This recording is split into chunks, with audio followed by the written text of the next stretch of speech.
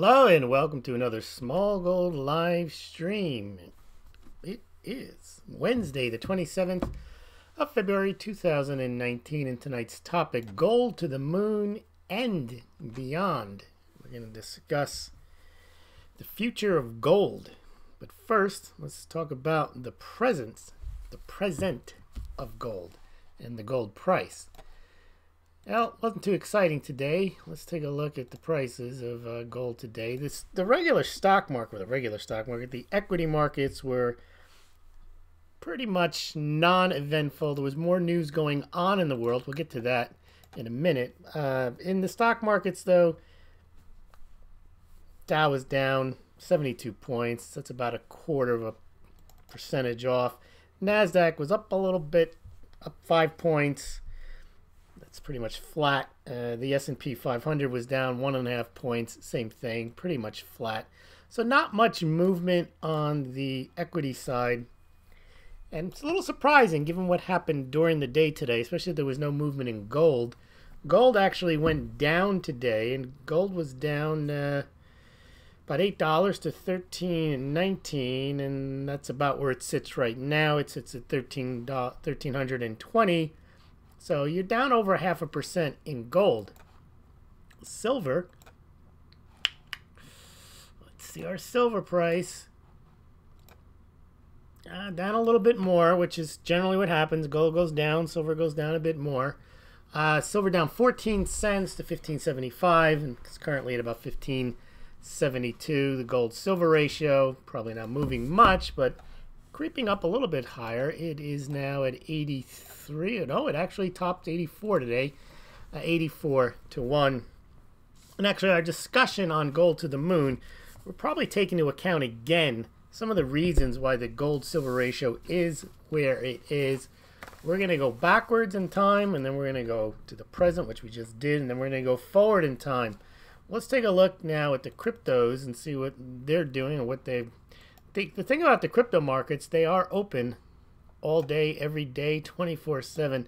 So you always got a different price. There's no closing price. Bitcoin at $3,801. That's essentially flat the last 24 hours. These are Coinbase prices. Ethereum at $134.50. That's down about 0.75%. Litecoin up about 1% to $45.10. And Bcash, Bitcoin Cash at $130, and that's down 0.5%. Now, those numbers look like there's not much movement, but there actually has been some volatility today. There were higher prices at one point, and Bitcoin and Litecoin both fell. Litecoin fell into the 43 range. Bitcoin fell into the $3,600 mark. So they've rebounded in the last hour. So it looks like nothing has happened, nothing to see here at all. All right, a couple other stories in the crypto market before we get to the general news of the day and then the topic of gold to the moon. Litecoin Foundation looks like they found their niche marketing. They last marketed to UFC. They put their logo on in the middle of the arena or the ring. Now it looks like they're in a partnership with a kickboxing organization called Glory WS. I guess they think this is a way of promoting adoption. Remember, this is all brand new type marketing. We haven't seen coins really market themselves. Bitcoin, they are not companies. The individual cryptocurrencies, other than maybe XRP, has a centralized issuer. The Litecoin Foundation is not in charge of Litecoin. They promote it, but they don't necessarily even own the bulk of Litecoin. So marketing these cryptocurrencies is an interesting endeavor. And it seems that the Litecoin Foundation has struck on, no pun intended, using these martial arts or kickboxing organizations in order to promote the adoption of Litecoin. What else? The other thing that's happening in this space is this local Bitcoins, which is a peer-to-peer exchange. And we're seeing it popular in Argentina, record amounts for Argentina being traded there, Venezuela, and then now Indonesia as well. Local Bitcoins, a way of trading amongst individuals. They set up to trade amongst themselves, and they can trade their cryptocurrency for the local fiat currency as well, and then tied into a bank account. Right, now, other thing in cryptocurrency, the only other big interest today I thought was Jamie Dimon. Now, they came out with their own coin, or announced plans for their own coin a week or two ago. Bit of a surprise for people because Jamie Dimon had called Bitcoin a fraud. He said anyone trading in it, he'd fire them. And the coin that they came out with was essentially a stable coin meant to be used for their institutional clients. They can use it in settlement. But Jamie Dimon today is saying now that their cryptocurrency could one day be a consumer coin, which I'm not sure anyone would want to use that as a consumer coin. But the most interesting thing about it is you can get away with it, not mutually exclusive to say Bitcoin's a fraud, but our coin isn't. If you're using the JP Morgan coin as an internal settlement coin amongst institutional traders, that's not the same thing as foisting a coin upon the world and asking people to accept it as a medium of exchange globally, because that's essentially what Bitcoin is. But what Jamie Dimon is saying is that their coin could one day be used as a consumer coin, and I'm not sure why Bitcoin would be considered a fraud and this particular coin, if it's used for the same purpose, also not be considered a fraud. But then again, it really doesn't matter what JP Morgan or Jamie Dimon actually think of cryptocurrency. We just have to watch what they do in the space. Now, in news today, now the reason I mentioned I would have thought gold might have gotten a bigger bid, there's a couple of things that generally move gold higher. They are inflation, political uncertainty, geopolitical unrest, and we did have two of the three. So let's start with Pakistan and India. This is not a good thing because India and Pakistan are nuclear powers, and apparently they shot down 2 Indian planes, and I think one of the Indian pilots was found alive, and that's just not a good thing. I'm not sure how they're trying to de-escalate tensions if they are between the two countries, but something like that, since it's a major international incident, you would expect the price of gold to have reacted to that, but it doesn't seem to react to those types of things anymore the way it used to. The other thing that happened today was you have political uncertainty. Now, this one isn't that big of a deal. The House strikes down Trump's border emergency, now goes to the Senate. The Congress voted against Trump's emergency measure to go to the Senate. Even if the Senate also approves it, Trump will veto it. They're not going to get 67 votes to override it. So it's not much of an issue, but it just shows that there is political turmoil. I wouldn't have expected much movement on that. Now, the other thing that happened today was Michael Cohen, former attorney to Donald Trump, has his own issues, and he's going to jail very shortly for some of his own personal crimes, tax evasion, failing to disclose properly assets or liabilities on a couple of loan applications. But he was at Congress today, and not sure why strategically you'd want Michael Cohen there if you're trying to get rid of Trump, because the only thing Michael Cohen can do in a congressional hearing is just engender bad will against Donald Trump, and he did. He called him a con man and a racist. The only problem with it is that he's a con man too. So you may be able to strategically rile up people against Trump, but he's probably not the best witness to do that. And his biggest strategic value would have been whatever information he may or may not have had to turn over to the special counsel, not the independent counsel, but the special counsel, Robert Mueller.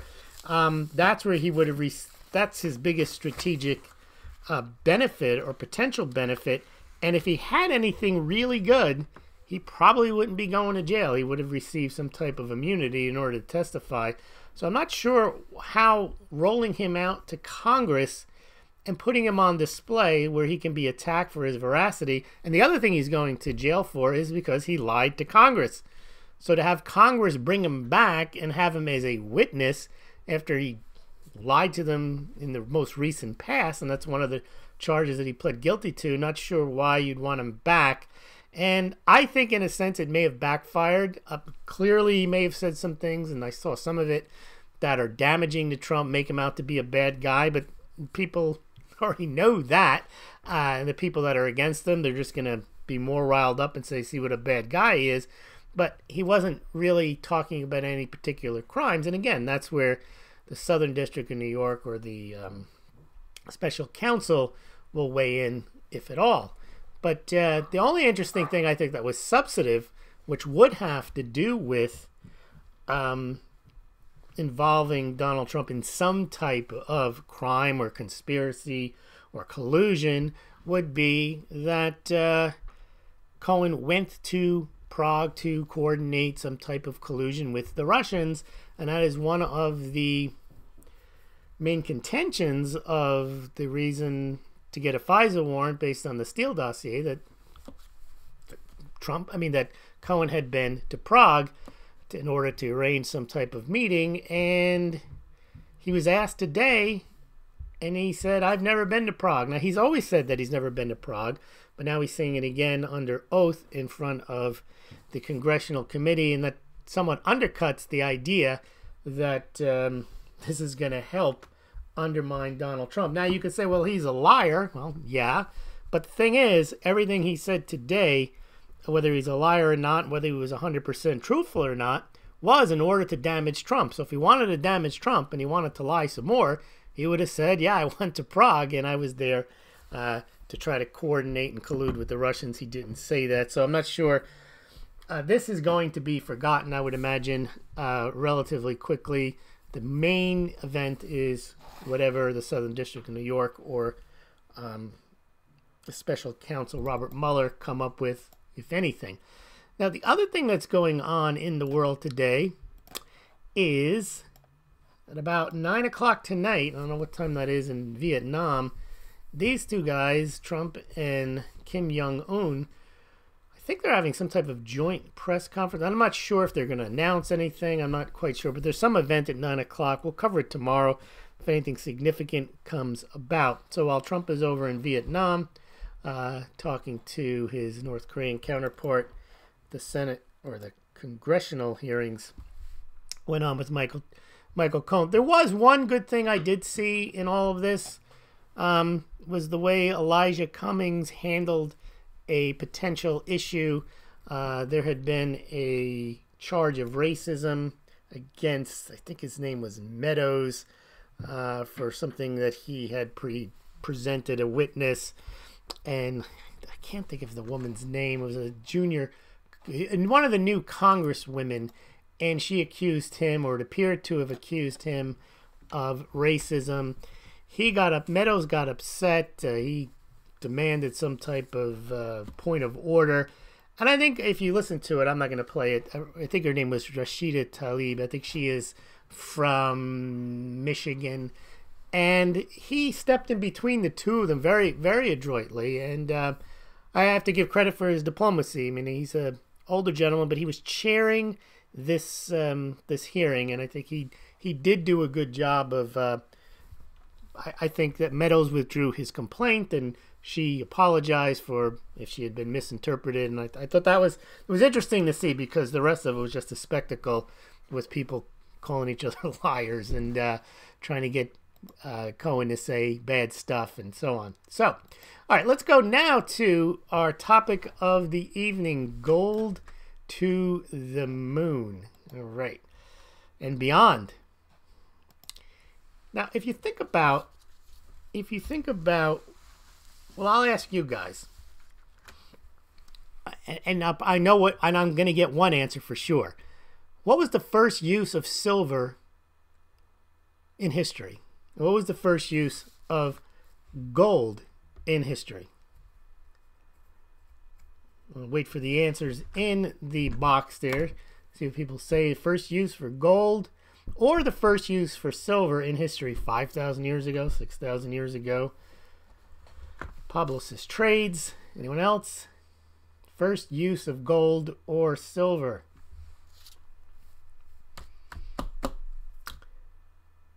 Nope. Actually, people who follow jewelry. Thank you, Prasanthi girl. That is absolutely paint. That is absolutely right. Jewelry, adornment. Gold and silver did not become money. Cutlery maybe did not gold, but gold and silver did not become money. The reason they became money was because there was desirability in gold and silver as jewelry, as Fiona is pointing out as well. Then they realized it was the metalsmiths could craft it in certain ways. They can bang it into unit of accounts as easily as they could into necklaces, cutlery, as someone else pointed out here, and so on. Whereas Barry says, I thought it was a trick question. No, but I think a lot of people that follow gold and silver, they're of the mindset gold is money, period. Silver is money, period. And that the whole world shares that view, and it's always been the case. And that when they see silver demand go up in India, they think Indians are stacking for the collapse. And no, Indians are buying silver for jewelry and for silverware. Chinese, when they buy gold, they're not buying bullion bars as much as some of them are buying gold items or commemorative coins.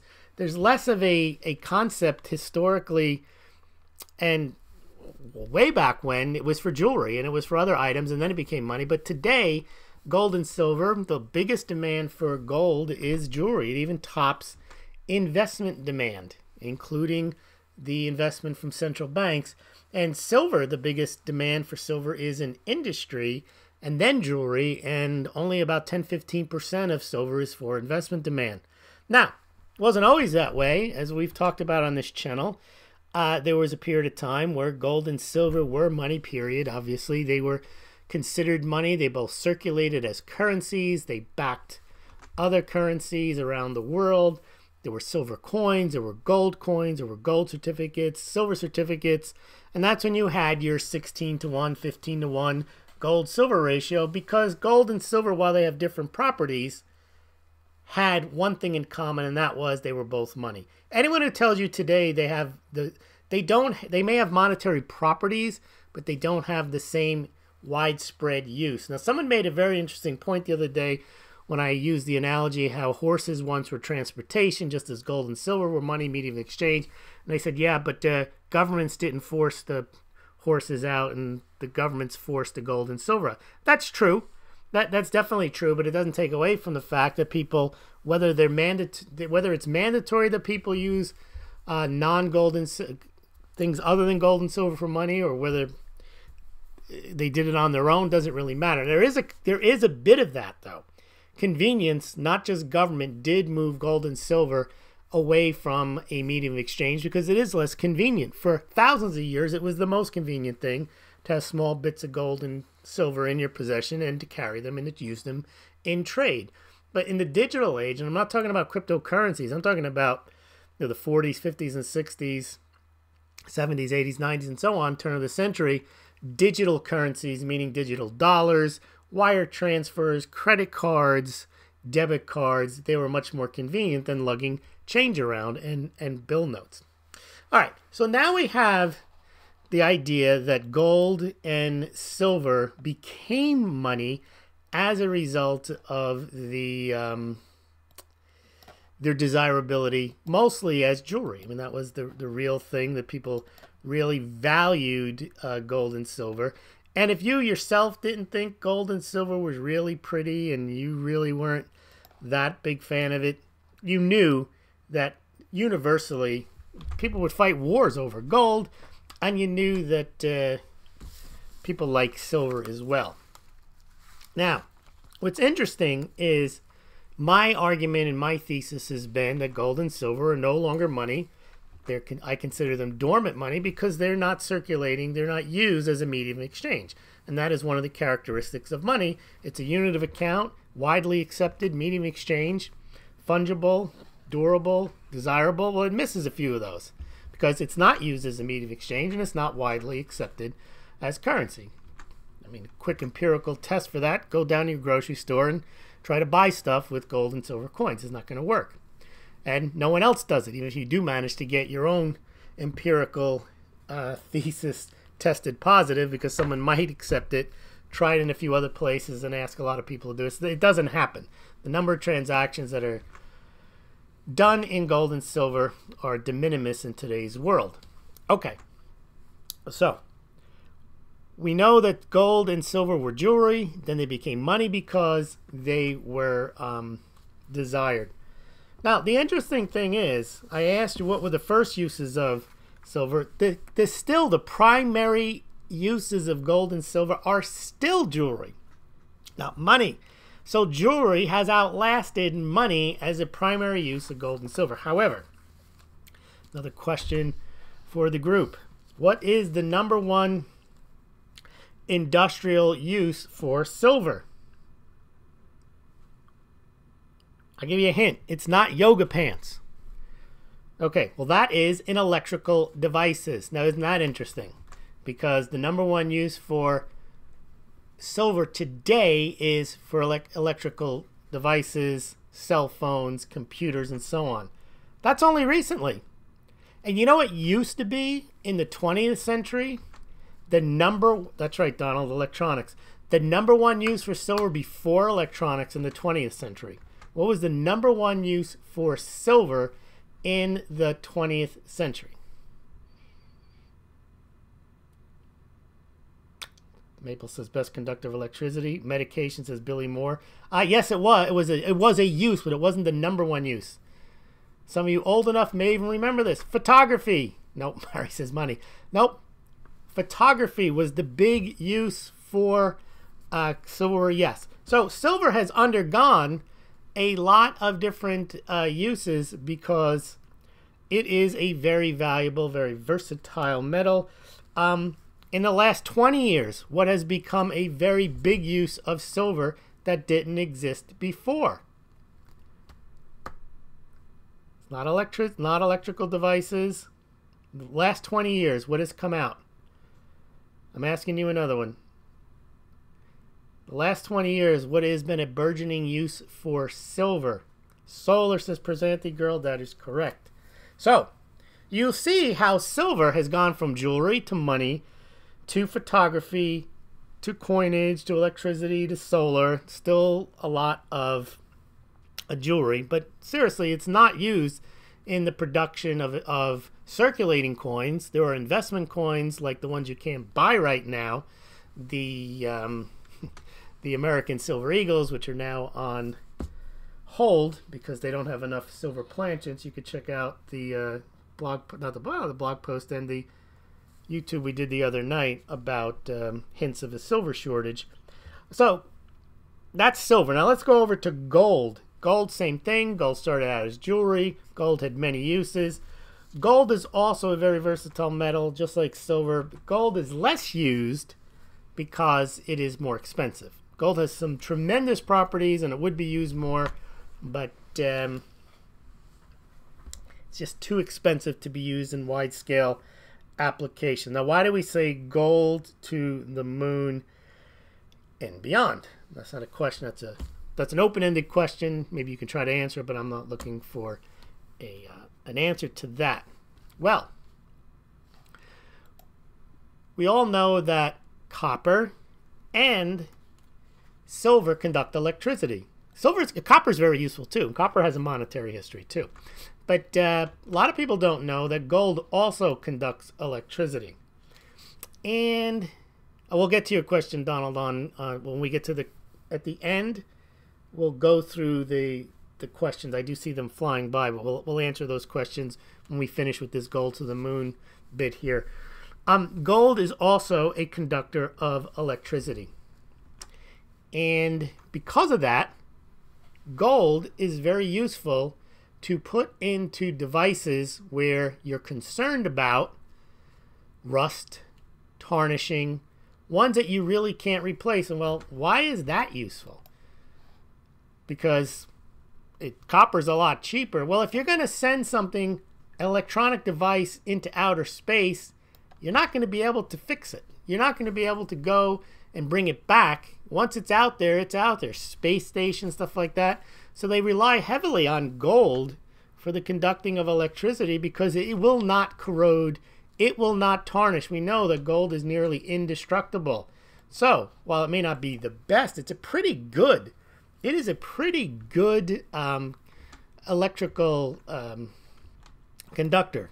And if it's not going to tarnish, not going to corrode, and you're going to have a spacecraft that's going to be aloft for years or decades, and the probability that you're going to be able to replace that, it's impracticable or maybe even impossible. Another thing that gold is good for when it's heading out to space and to the moon, you can tell we're not talking about price here when I say gold to the moon. Very interesting. Gold can be used as a lubricant. Now, you can't put oil. You can't send oil. It's gonna degrade and it'll be gone, and all of your friction between the movable parts. Well, what's going to happen? The thing isn't going to work.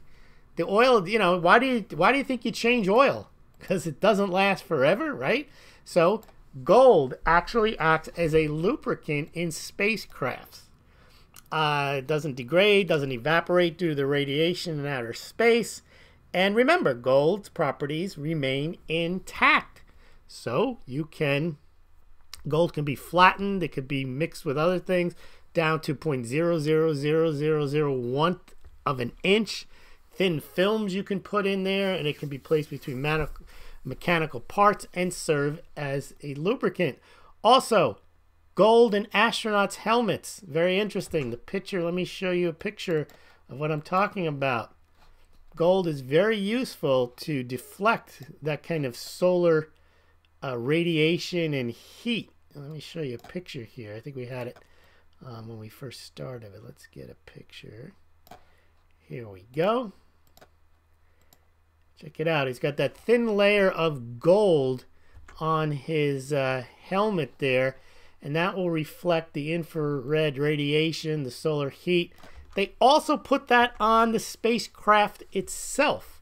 Gold-coated polyester film that'll reflect the outer space infrared radiation and prevent overheating that would occur if the spacecraft absorbed the radiation. So when you're going to send people or craft to the moon or beyond, you're going to need gold, and you're going to need it in the electronics, you're going to need it in the moving parts, and you're going to need it for if you have astronauts there to put it in their helmets.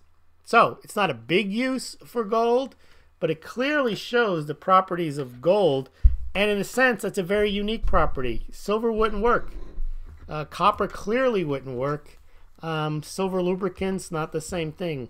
So all right, well, I just wanted to get that out there because a lot of people say gold's going to go to the moon. Well, it already has been, and it's gone beyond. And tomorrow we're going to talk about gold everywhere, but that's another story. So let's see what you guys are saying over in the comments section.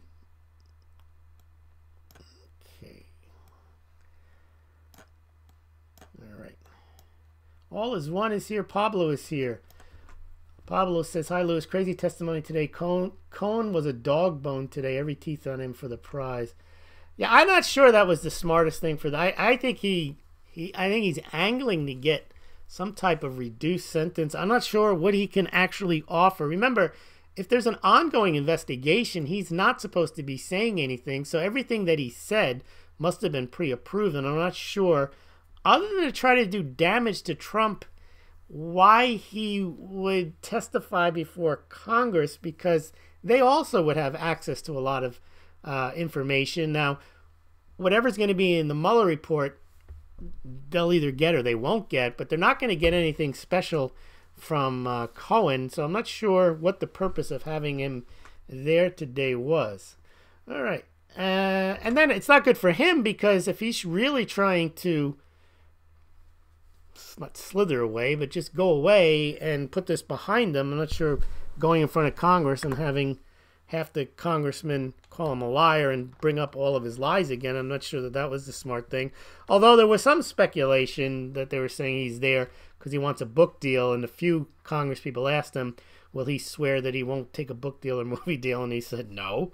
I mean, that should be probably his silver lining. There's an expression for having to go to jail for what he's done. Okay.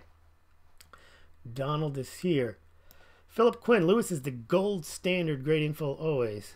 Thank you, Philip, for joining us. Shanti Girl is here. Philip Quinn. Prashanti Girl says, I'm officially not getting notifications again. The notification bell is most definitely on. Yeah, I don't get into discussing all. I mean, people have all their different theories, and they complain about how Google is screwing them or YouTube is screwing them. I'm just happy that we do have a small bunch joins us each and every night. We get a few hundred visits. Sometimes we top 1,000. You guys have been kind with the donations. You've been good with the Patreon. Very appreciative of that.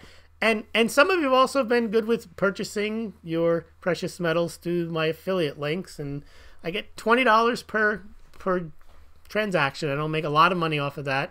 But if you guys are going to buy, I do appreciate that you buy through those links. It's not advising you. And as you know, I don't pump the metals here. Don't tell you to buy them if you're going to buy them. I just say, please consider using those links. So I'm happy about that. And if, it's a free platform, and whatever YouTube brings my way, it's fine. Also, if you don't like this YouTube, you can try, I'm on BitChute as well.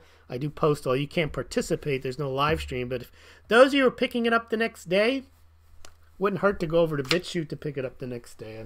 I mean, all right. What else do we have here? Yeah, it's the Australian thing, isn't it? Philip Quinn, JPM could back with their 800 million ounces of silver, LOL. Yeah, people believe these stories, even when they tell you, there's not much to. I can't prove it, but people believe what they want to believe, and they like to believe stuff about gold and silver to the moon. In fact, a title like this, you guys know I've talked about this before. You put silver shortage, gold to the moon, JP Morgan, and you get a lot of visits just on the title. I see some of these channels get 10, 20, 50, 100,000 views just with a stupid headline about collapse or shortage. I just can't do that. All right, let's see here. All right.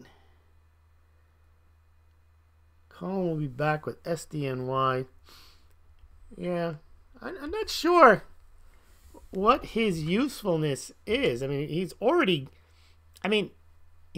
said what he's going to say, and they've already sentenced him.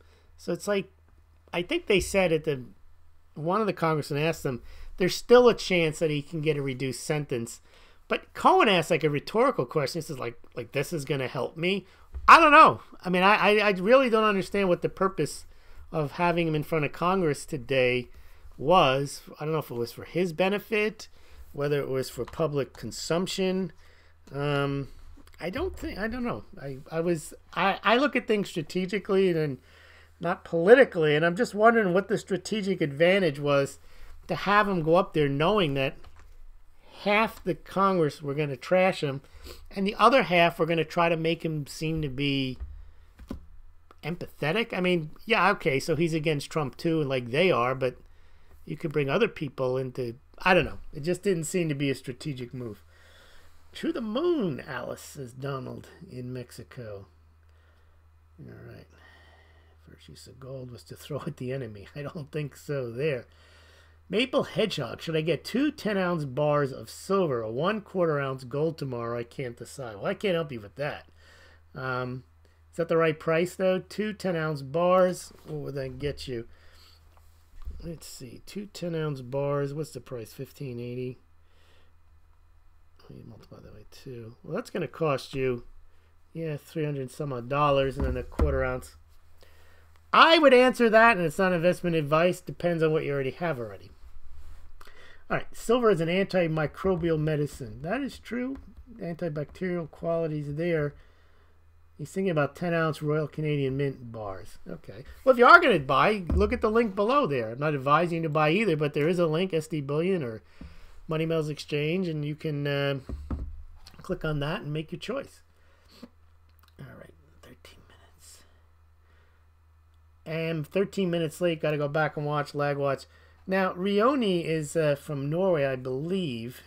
He was asking me in one of the comments, I didn't get back to him, what's the best metal to stack in Norway? Now, I'm not sure why a Norwegian would ask an American what the best product to buy in Norway is. I mean, in Europe, there's different taxes. I know that there's VAT on EU silver, so it makes it less attractive to buy silver in the European Union than gold because there is no VAT. I don't know if Norway isn't part of the EU in that sense. They have their own monetary, the kroner, and I don't know what they charge, if they charge anything on precious metals, and I don't know what products are offered there. All right, what else do we have? You guys are answering the questions there. Okay, so Donald asked, why are they not keeping up with silver demand? The short answer is the U.S. Mint does not make its own blanks and coins for the silver bullion program. They outsource those to third-party private vendors, the largest of which, to my understanding, is the Sunshine Minting Company. And they make the blanks. And they ship the blanks to the U.S. Mint. And for whatever reason, the U.S. Mint didn't order enough, or the Sunshine Minting or other companies couldn't provide enough. I suspect it's the former, not the latter, because I think that if the U.S. Mint said we need 10 million 1-ounce silver blanks, the Sunshine Minting would work night and day to get them their 10 million blanks. I think the U.S. Mint figured, screw that. We'll just we'll estimate 6 million. We don't, based on prior sales, we don't want to be storing 10 million blanks when 6 million should be more than sufficient. Well, they sold 4 million in January to authorize purchase of American Silver Eagles, and 2 million in February, and boom, they were out. And the reason they can't fill it is they just can't start production again because they don't have the capacity to make the blanks. It's a huge mistake. It's something Congress has chastised the Mint for since 2011 because they've had these issues with these bottlenecks. And the fact that they outsource, I think it's unacceptable that they outsource the making of these blanks when the United States is a mint. They clearly can make, they used to make, and they still can make, it's not technologically unfeasible, the Silver Eagles. I mean, they should just make the blanks, store the silver, and print them to meet demand as the statute says.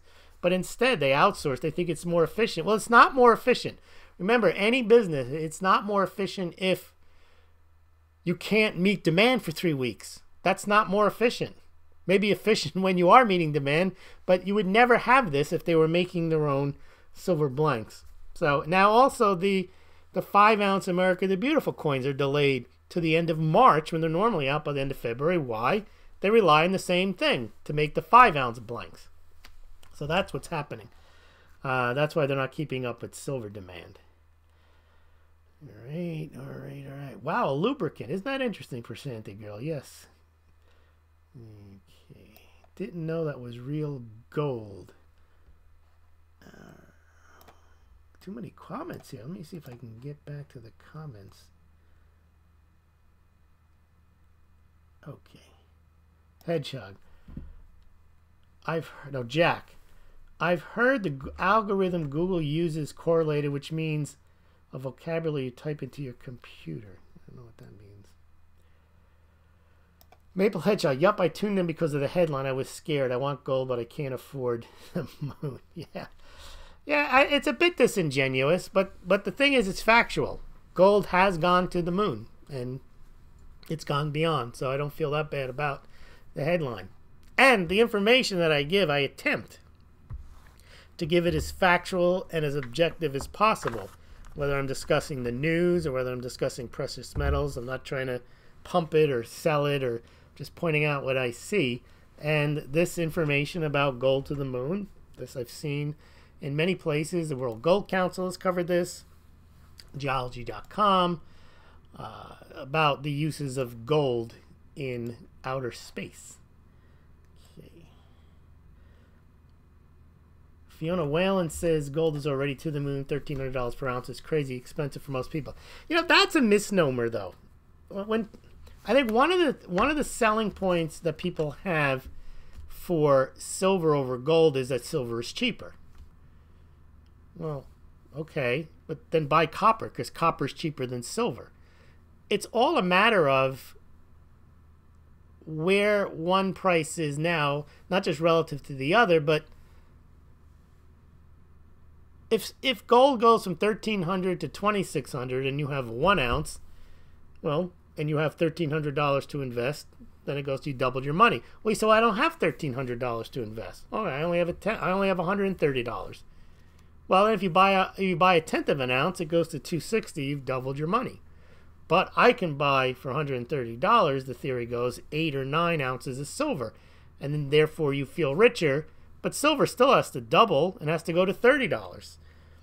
And just the question is, what's the and I don't know the answer. What's the likelihood that either will double or which one will rise more? It's really a neutral question. The only way you get harmed with gold, it is true, when you buy smaller amounts, you do get hit up on the premium. So it's not like if gold is $1,300, you can buy a tenth of an ounce for $1,300. The fabrication charge, even on the ounce coin, is going to cost you $50, $60. But on a tenth of an ounce, you might even pay, let's say, $150 for a coin like that, which is, if you add it up over, it's like a $200 premium, multiply it times 10. So that's the main reason that you get screwed on gold, but not because it's too expensive. Because all things considered equal, if you had the $1,300 to invest in both, then it's a wash, because the fabrication charges are about the same. But it is true, if you only have $130, then you say, well, I'll get the silver because I don't have to pay as much of a premium on the silver. But then the question is, will the gold rise more than the silver? In which case, you're better off paying the premium. I think too many people take the easy way out and they just say, well, silver is cheaper. And then they hear the pumpers telling you the gold-silver ratio should be 16 to 1, 15 to 1, 9 to 1. And that clinches the deal because they see the gold-silver ratio at 83, 84 to 1.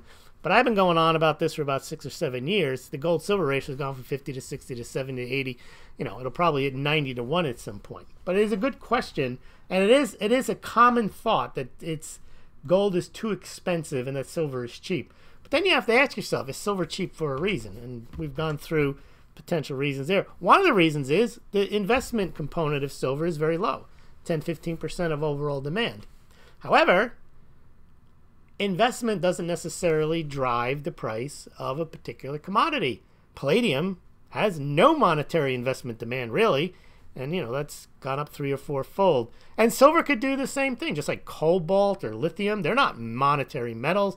They're not investment metals, but they can rise as a result of increased demand, which could happen to silver. I think it's much more likely that silver rises as a result of solar demand, electronic demand, electric car demand, some type of industrial demand than it will be because it's going to be desired for the collapse. Too many people are out there touting this idea that there's going to be gold-backed, silver-backed commodity money because they won't trust it after the collapse. I don't know about that. All right, Pablo, I don't think Cohen words to Trump is enough to impeach Trump. No, that's the point. Because you can't use a convicted felon, because that's what he is, and someone who lied to Congress as the means. And the things he alleged today weren't crimes. They make him look like he's a bad guy, but they weren't crimes. So it's very interesting. Billy Moore, astronaut tool belt has a Smaulgld mug on it. Oh, that's interesting. Mugs in outer space. Bitcoin at 3,800. Where is Bitcoin right now? Where is Bitcoin? 3,805, it looks like. Yep.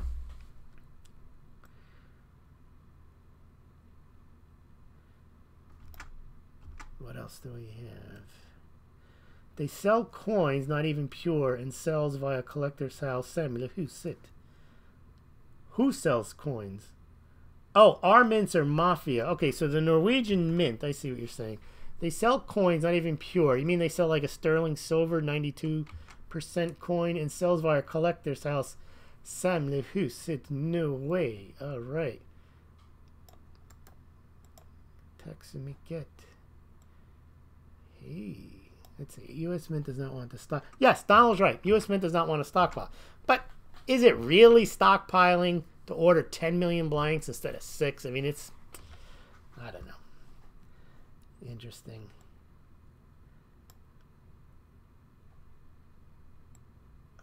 I've heard a theory. I'm going to look up Rioni. I'm going to look up that Samuel Huset, Norwegian, whatever it is, the mint. So do you buy directly from the mint? Because in the U.S. you cannot buy directly from the mint. Gratis kontrakt till kommer. Okay. So Norsk International. You can buy. Look at this. Very interesting. Anyway, I'm not going to get into the Norwegian mint. So you don't want to buy those coins. So well, I guess you try to buy just generic silver rounds and bars if you can find them, just to get. Yeah. See, he's asking because silver and gold is 5 times over spot. That's because you're buying like a collectible. You're buying these semi-numismatic things pushed out there by Samuel Huset. 50 år sedan. Okay. Yeah, they're selling US coins. It's strange. Anyway. Let's get back to the comments before we sign off tonight. Too many mint products. Yes. Jack, I've heard a theory that because of the shortage, they will make tons of 2019s to make up for the demand. I don't know if they'll do that. I think they'll just have the Sunshine Mint make whatever they need to keep them in business and selling the stuff here. You know, all this kroner. Yeah, it looks like they also have like some nice looking offerings here on this. Got Iron Man coins on the Norwegian Mint at that link that he sent us here. Yeah, but it looks like they're not priced by ounce. They're priced by, like, these are like collector coins, it looks like. Yeah, I guess you wouldn't. You can buy them for the collector value, and there may be some value in that. But they're not bullion products. Too many altcoins. All right.